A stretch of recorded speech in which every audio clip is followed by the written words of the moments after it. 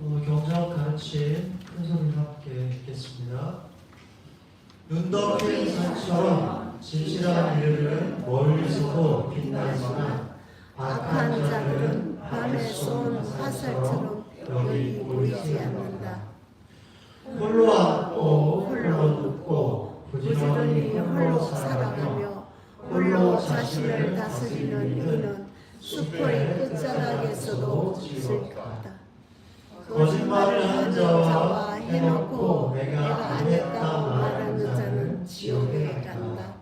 이들은 죽어 저 세상에서 똑같이 비천한 법의 존재가 될 것이다. 오늘은 성경 11번째 시간 광명각품을 바탕으로 기도와 수행이 드러내는 마음의 무한한 빛과 지혜의 광명이라는 제목으로 잠시 말씀드리겠습니다. 인도를 통해서 그리고 그 중국을 통해서 한국의 불교가 들어온 것이 삼국시대쯤이라고 하죠. 이 불교가 한국에 그냥 들어온 것이 아니라 각각 고구려, 백제, 신라에 들어와서 나라의 공식적인 종교가 되었죠. 그래서 각각 고구려, 신라, 백제는 그 불교를 통해서 사회를 통합하고 그 통합된 국력으로 서로 경쟁하면서 통일을 도모했죠. 결국에 여러분들 다시 아시듯 삼국은 신라에 의해서 7세기 말, 600년도 말쯤에 통일이 되었습니다. 자, 그리고 통일이 된 신라는 불교를 국교로 바탕으로 여러 가지 사찰을 짓고 승려를 배출하면서 그 이후로도 나라를 강대하게 이어갔고, 그래서 신라는 1000년이라는 긴 시도를 견디며 나라가 유지되었습니다. 신라시대에 이제 불교의 가장 중요한 인물들 3명을 뽑으라면 자장멸사, 원효대사, 의상대사가 있을 거예요. 자장멸사는 여러분들 많이 아시는 통도사 사찰을 지으신 스님입니다. 그래서 중국에 건너가셔서 유를 배우시고 또 여러 가지 경전을 배우시고 돌아오셨고, 그렇게 돌아오셔서 이 많은 제자들을 가르치셔서 배출하셨는데, 그 중에 원효대사와 의상대사도 자장스님의 제자라는 얘기가 있죠. 이 세 분의 이제 공통점은 화엄경의 가르침을 깊이 받아들이고 그 가르침을 대중에게 널리 전하려 노력을 하셨습니다. 자, 그래도 이제 뭐니 해도 한국을 대표하는 가장 큰 스님은 이 원효 스님, 원효 대사라고 하죠. 그래서 이렇게 큰 스님을 잇는 것을 중국에서 얘기해서 태동의 종주, 한국 불교의 가장 으뜸가는 스님으로 이렇게 칭송하기도 했었어요.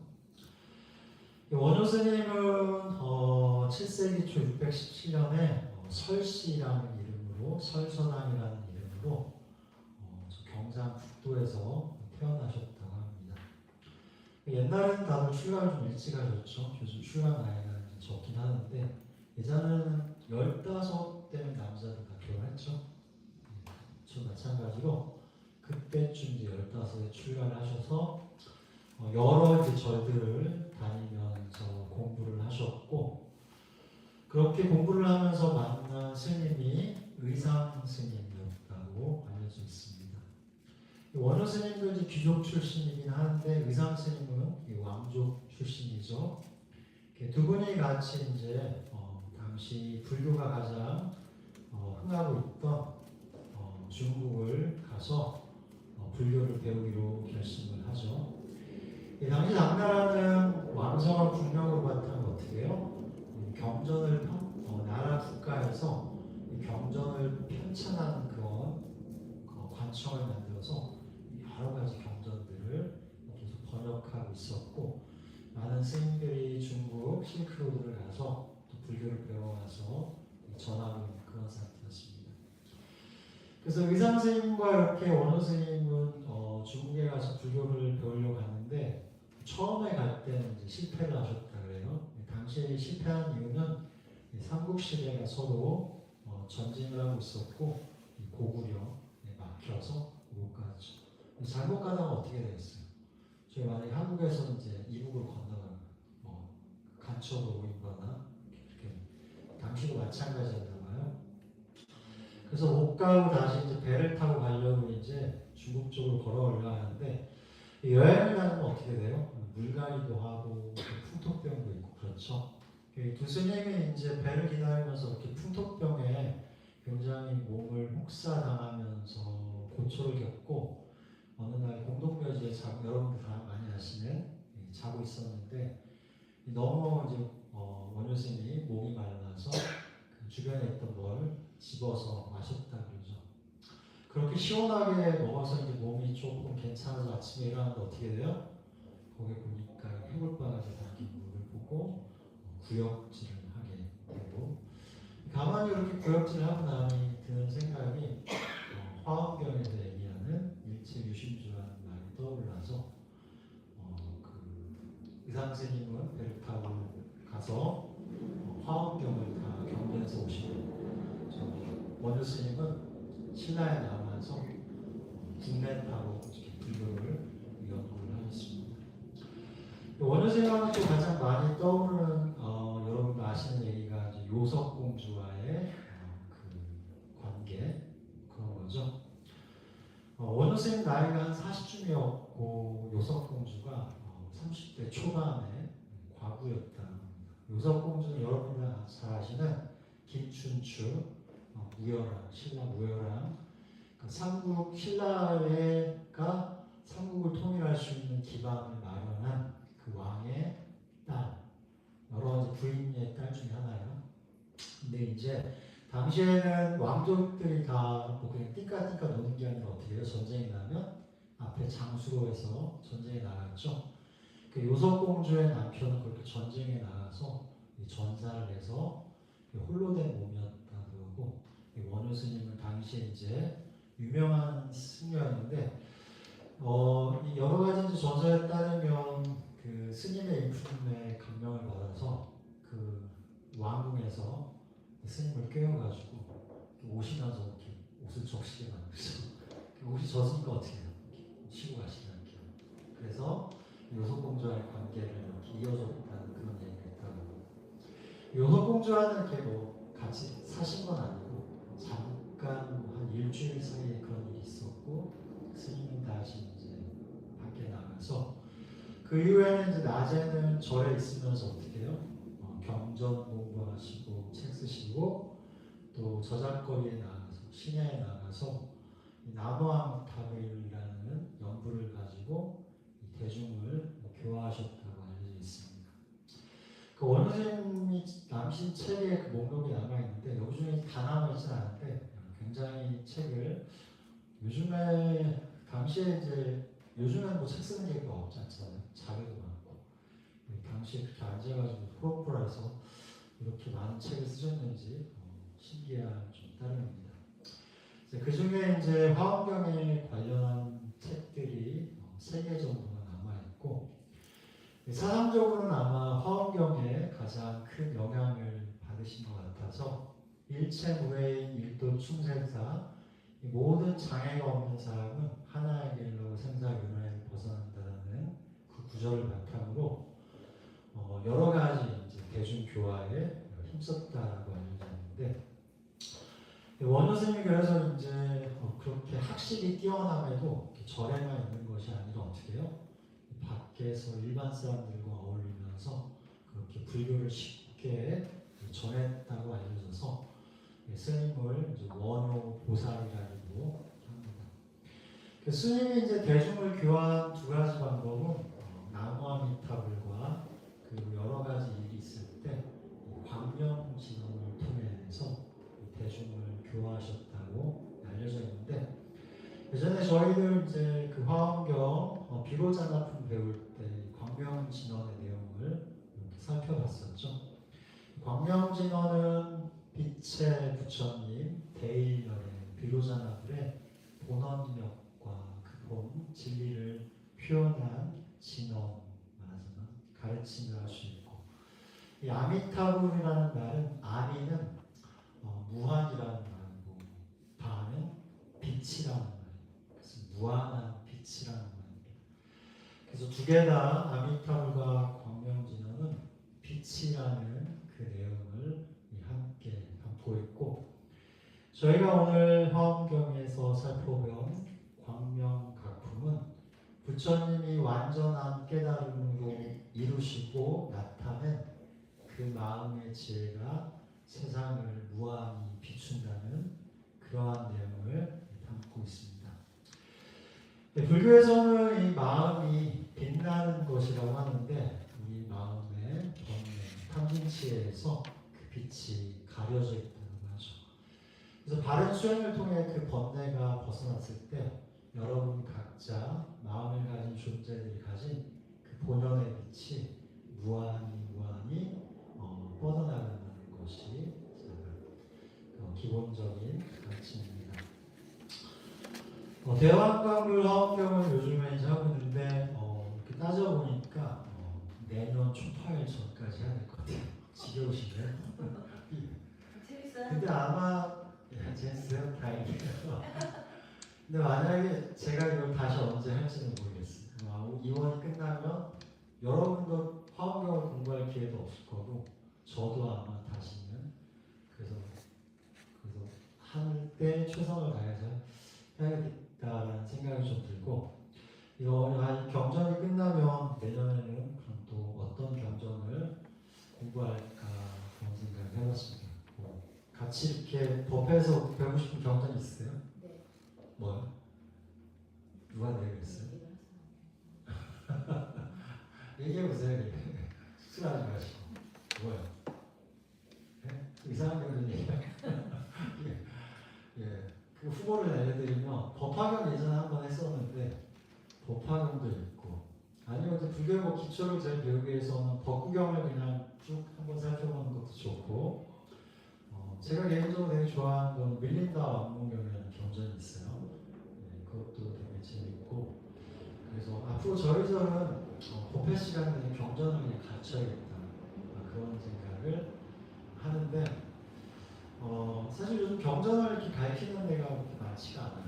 그렇죠? 여러분 보시면 재밌고 뭐 그런 실용적인 얘기는 여러분들 유튜브에 가서 보시고, 저는 조금 그래도 여러분들이 쉽게 접할 수 없는 경전을 가르치는 게 좋지 않을까 그러한 생각을 했고, 이제 법문이 좀 난해하고 어려워지지 않도록 노력을 하겠습니다. 화엄경의 주제를 법계 연기와 보살이라고 하죠. 법계라는 말은 여러 가지 의미가 있는데, 화엄경에서 법계는 현상 세계를 나타내는 진리의 세계, 바탕을 얘기합니다. 그 진리의 세계의 바탕이 연기라는 법칙으로 현상의 모든 것을 만드는데, 그것이 부처님의 깨달음의 내용이라고 하죠. 부처님은 그 오랜 무수한 시간을 보살행을 통해서 여러 가지 십바람인 30필조, 8정도 등 여러 가지 도를 구하기 위한 조건들을 오랜 시간 실천을 하셔서 법계와 연기라는 삶과 존재의 진리를 깨달으시고, 그것을 통해서 인간이 처한 고통의 문제를 해결하신다는 것입니다. 그 큰 주제를 바탕으로 화엄경의 긴긴 얘기가 이어지죠. 저희가 살펴봤듯 그렇게 부처님께서는 자신의 깨달음의 내용을 과감 없이 이렇게 아주 비유와 상징과 여러 가지 이미지를 통해서 보여주고 있습니다. 화엄경의 어려운 이유 하나는 그 가르침이 어때요? 상식의 세계가 보는 것과는 조금 거리가 있어요. 말씀드린 것처럼 화엄경의 내용은 그 시각이 어때요? 바로 저희들 보통 사람의 시선의 입장이 아니라 깨달음의 입장에서 본 그대로의 모습을 그렇게 이미지와 상징들을 통해서 설명하기 때문에 그 내용이 조금은 난해합니다. 그래서 오늘은 지난 시간 사성제품까지 했고 오늘은 광명가품을 할 텐데 화엄경의 시작은 이제 부처님 깨달음의 직후에 그 깨달음을 통해서 바라본 세상의 아름다운 모습과 그 안에 우수한 존재들에 대한 찬사의 얘기로 시작된다고 했죠. 그리고 그 세상의 열애가 오랜 동안 수행을 통해 깨달음을 얻어 나타나 고통받는 많은 사람들을 교화하는 내용이 열애의 작품이 나오고 그렇게 마음이 교화된 중생 가운데 도연이라는 수행자가 위없는 깨달음에 대한 성취하겠다는 원력을 가져서 부처님의 도움을 통해서 부처님 같은 삼매를 얻고 그 삼매를 통해서 삼매란 마음의 집중을 통해서 세상을 바라본 그 내용이 그 다음으로 이어집니다. 이 보현보살은 그처럼 부처님의 도움을 통해서 깊은 마음의 집중을 통해서 세상을 바라보고 그 모든 세상의 얘기들을 과감 없이 다 밝혀주면서 이어지고 그 세계가 어떻게 구체적으로 구조적으로 이루어지는지를 끊임없이 설명합니다. 그리고 그러한 세계 가운데 한 명의 중생이 마음을 가진 중생이 부처를 만나서 오랜 시간 수행의 과정을 통해서 또 다른 부처가 되는지를 또 보게 되고 그 얘기를 보현보살이 법문으로 하게 되죠. 자, 그 다음으로 이제 부처님께서는 자리를 옮겨서 보광명전에 가시고 부처님의 그 같은 위없는 깨달음을 예경을 올리기 위해 많은 보이는 보이지 않는 존재들이 부처님을 찾아가고 거기에서 여러 보살들이 존재들이 부처님이란 어떤 존재인가에 대해서 마음속으로 질문을 하자 문수보살이 부처님을 대신해서 그 대답이 부처란 어떤 존재이고 어떠한 힘과 능력과 공덕을 가졌는지를 설명합니다.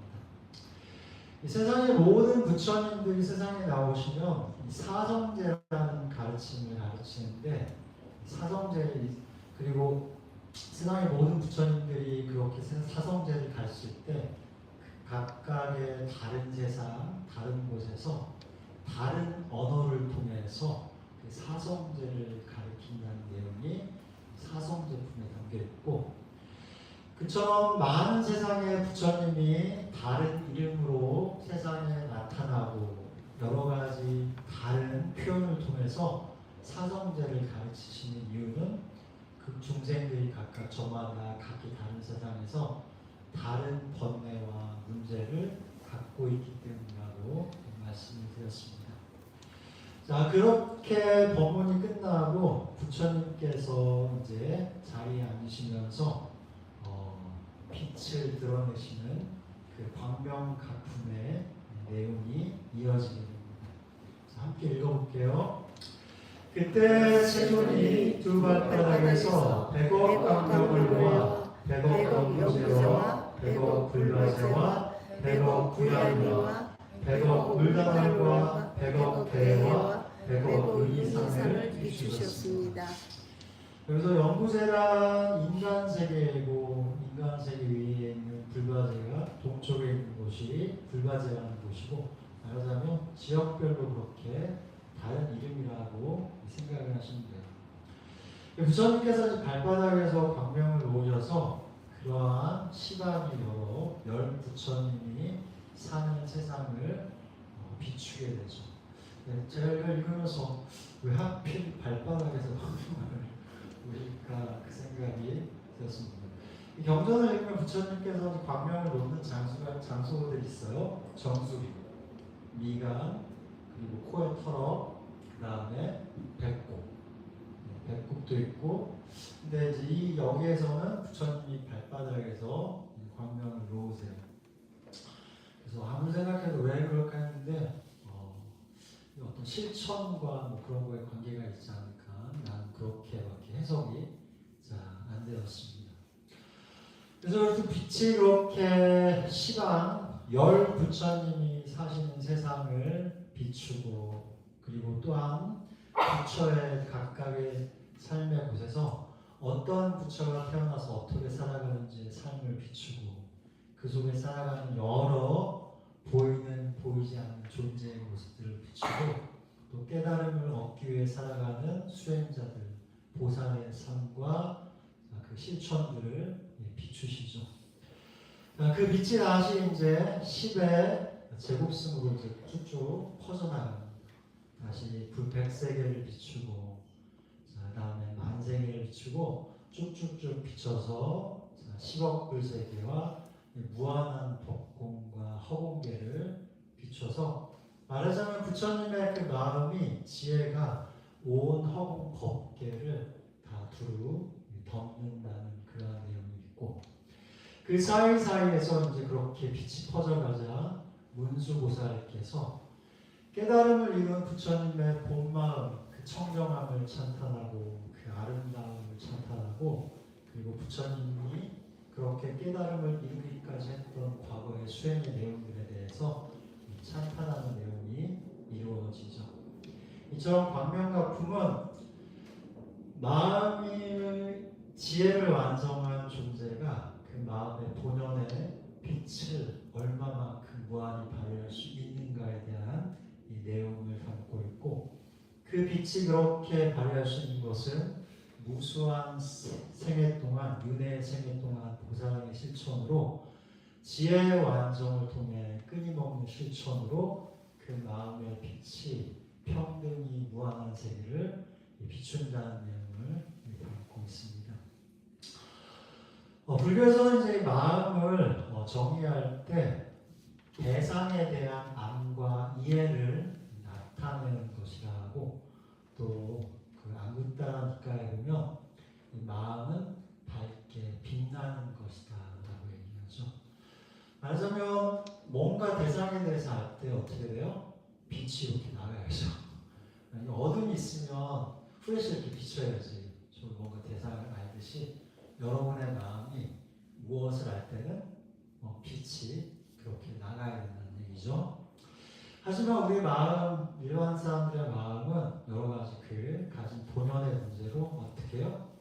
잘못된 암과 이해를 나타내는 거예요. 저희가 이제 만약에 후레쉬에 비쳤는데 빛이 약하면은 그 앞에 형상이 제대로 보이지 않죠? 그리고 저게 뭐 이렇게 좀 어두운 데서 보면 뱀인지 끈인지 잘 구분도 안 가고. 저 예전에 이제 혼자 이렇게 저 남도 땅끝마을을 밤에 이렇게 걸어가는데 뭐가 이렇게 지나가는데 이게 뱀인지 아닌지 그게 잘 구분이 안 가요. 날인지 너무 어두우니까.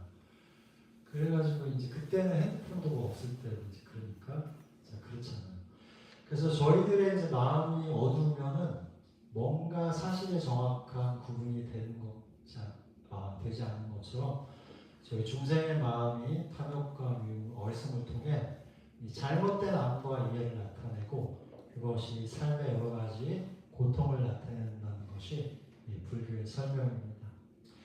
하지만 여러 가지 그 마음의 문제를 하기 위한 실천들, 보살행을 통해서 그렇게 오랜 시간 수행이 완성되고 지혜가 완성되면 구름이 거치듯 모든 것들이 거쳐지고 해 본연의 밝은 빛이 세상을 비추듯 마음이 세상을 비추는 것이 그러한 원리라고 얘기하죠.